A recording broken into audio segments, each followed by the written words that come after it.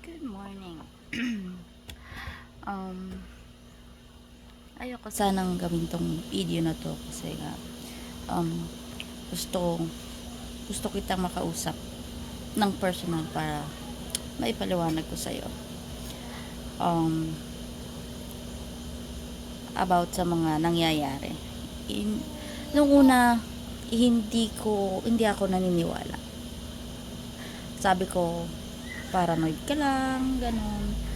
Uh, Masyado ka lang OA, which is naintindihan ko kasi nga mga anak ngayon, 'di ba? Because kahit sino namang magulang, pag alam na pag may narinig na kung ano sa nangyayari sa mga anak nila, mag-worry. Pero ayun, tumagal ng 2 taon, magdadalawang taon, hanggang sa kahapon pumunta kami sa lawyer mo and nakausap namin yung paralegal, tapos yung lawyer mo.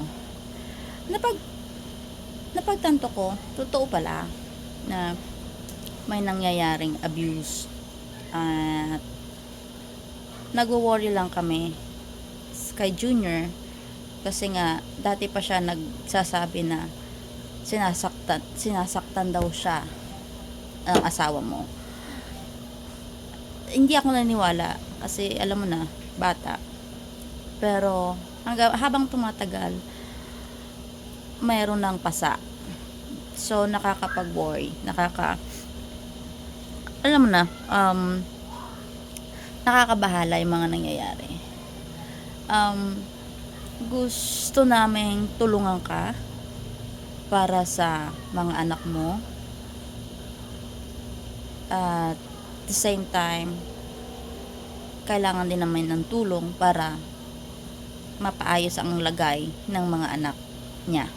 Alam mo na kung anong ibig kong sabihin. Pero ikaw, kung anong desisyon mo, kung anong mas makakabuti para sa pamilya mo, go.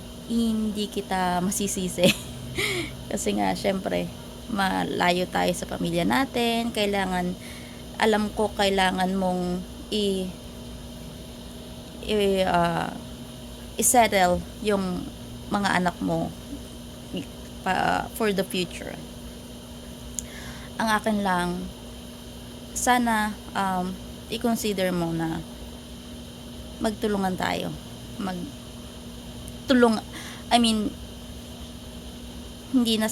Wala akong karapatan na manghimasok or mangialam sa problema nyo, pero andito ako mahigit 2 taon ng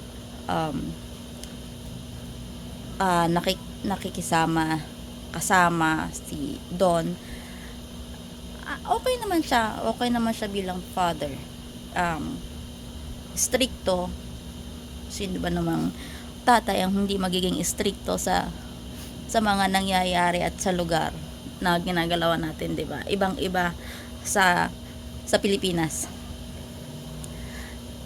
Kaya naiintindihan ko kung gaano siya alam mo na, siraulo pagdating ka-protective sa mga anak niya. So, intindihin na lang natin, at naiintindihan ko yung lugar mo. Mahirap nang walang kasama, walang kamag-anak na tumutulong sa'yo. Kumbaga, kailangan mong i-secure yung future ng mga anak mo, lalo na 3 yan. So, ikaw, sana makausap kita ng personal para maipaliwanag ka sa'yo. Kasi alam kong hindi titigil si Don para makuha yung anak niya. At sana maintindihan mo, kaya kami humihingi ng tulong sa'yo.